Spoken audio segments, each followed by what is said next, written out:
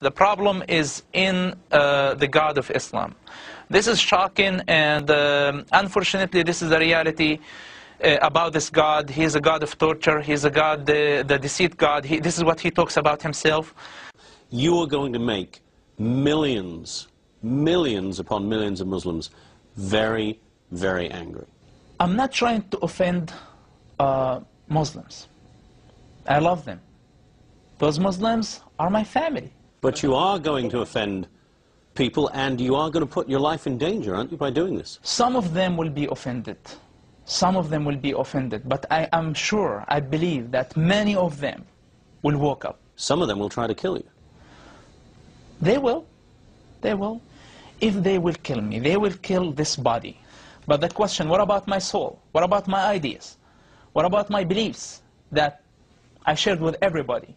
Will they be able to kill this? I don't think so.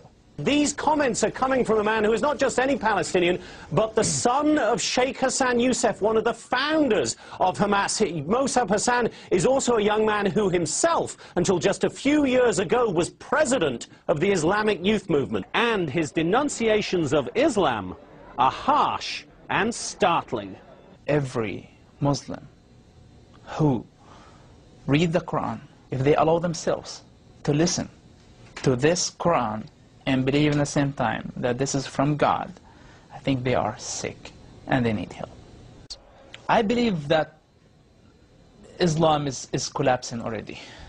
Because it's collapsing? It is collapsing. It looks from the outside, it's growing, but from the inside, it's completely collapsing. It's not giving answers to the people. It's not improving their lives. It's not helping them at all. Within 10 years, that's it. Islam is going to be over. Hamas start to get suspicious about everybody, about themselves, about their wives, about their children, about everybody. If they torture, you're not allowed to say anything. If they kill people, you're not allowed to say anything. If they teach you something wrong... They torture and they kill people in the jail? They tortured and they killed people. Their own people? Their own people.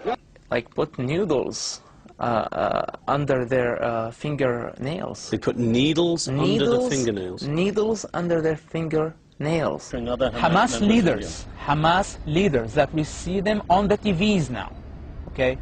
And big leaders were responsible for torturing their own members. In studying the Quran, Mosab Hassan found what he calls thousands of inconsistencies. What Muslim sheikhs or religious people do, that they focus on only one part of Islam. Which part do they focus on? The part that they need for that time.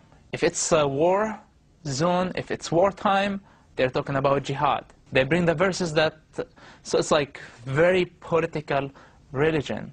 And this way, I discovered that the Islam is the most bipolar religion on earth, that you can find whatever you want. So the Quran contradicts itself?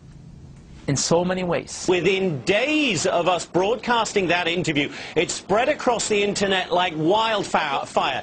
Days after that, Al-Qaeda itself stepped up in the absence of Hamas making any comment, criticized Hamas for allowing him to get away from the organization, and then concluded their internet statement by quoting the words of the Prophet Muhammad, chilling words. They said, "Whoever changes his religion, kill him." That being a reference to the fact that Mosab Hassan not only has left Hamas, but has now turned his back on Islam and converted to Christianity. I love Jesus immediately.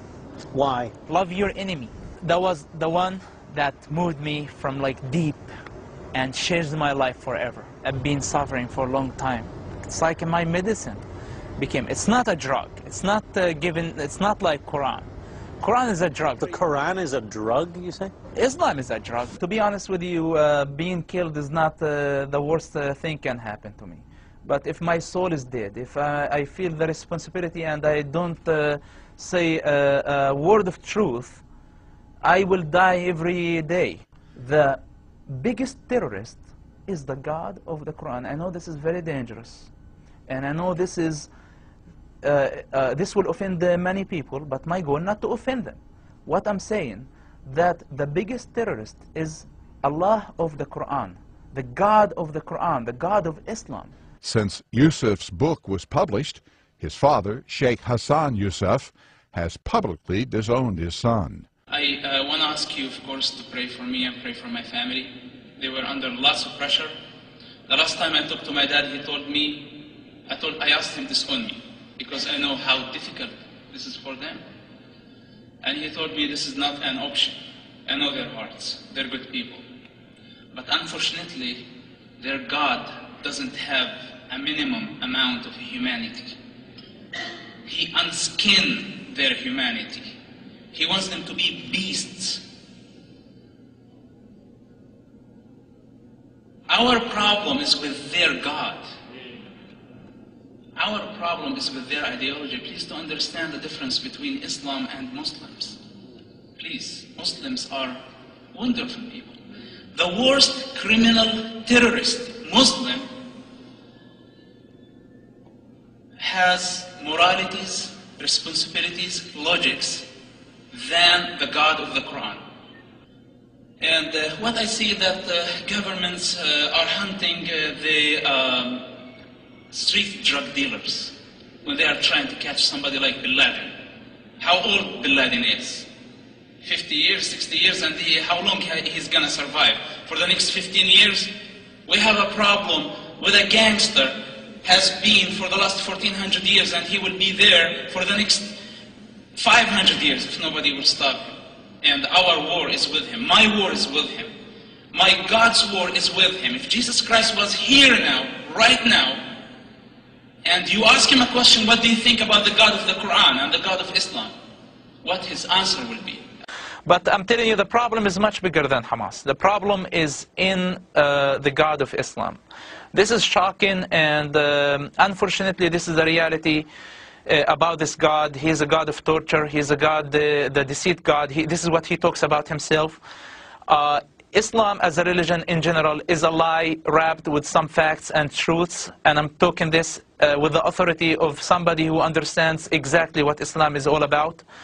And it's the biggest lie in history, in my opinion. And this is the biggest danger, that a quarter of population of Earth believe that this is a religion from God. They are wonderful people. You know, here in Canada, our Muslim population is the same as any other religion. So, you know, those are very inflammatory words about. I know you've converted to Christianity, but that's pretty inflammatory. Yeah. Yes.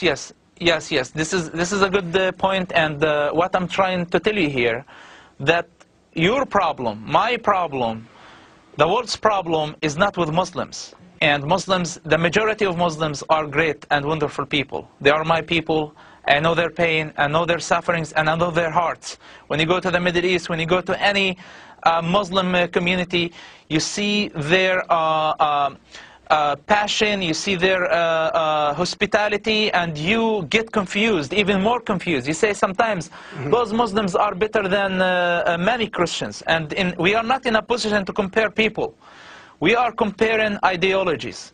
And I'm telling you that the minimum Muslim, the most criminal Muslim or terrorist has a minimum of morality, responsibility, logics more than his God. If you read the Quran, if you allow yourself to understand what the Quran is all about, you're going to figure this out yourself. Go to the Quran, Surah 9, verse 5, and you will find what the God of Quran is asking Muslims to do against everybody. Now, it's not Muslims' fault that they were born in that culture. It's not their fault that they were born as Muslims. But what we're telling them, understand your religion before you are offended. Those are realities about their religion, and they need to recognize that. Your father is the leader of Hamas in the West Bank. Didn't you feel that you are betraying your family, betraying his confidence, betraying the idea he dedicated his life to? How did I betray him? By saving his life, for example? I'm not doing him a favor. This is my dad. I know I rather to die and he doesn't get hurt. I look like a traitor because I am doing what my people need, not what my people want. You decided at some point to leave Islam altogether, and you converted to Christianity, right? Yes, I converted to Christianity. I am a Jesus Christ follower, and let me tell you something. I am not a pro-Israeli and I'm not very fascinated by the work of the Israeli government of killing Gaza children or assassinating leaders and even terrorist leaders. It's very obvious that they're going to try and kill you till the rest of your days, and still here you are in Israeli television without disguise, without fear, and I ask myself whether this is courage or total craziness. Look, you are afraid when you do something wrong. When you don't do something wrong, when you believe in what you're doing, you're not afraid. Mosab Youssef, in behalf of myself and many Israelis, thank you very much, and thank you for this interview. Thank you. Mosab is well aware that by speaking out, he could effectively be signing his own death warrant. But he shows no fear. They gotta kill my ideas first, which is like, that's it. They're already out. So how are they gonna kill my idea? How are they gonna kill my opinions that I have? This thing that they can do, they can't kill my body, but they can't kill my soul.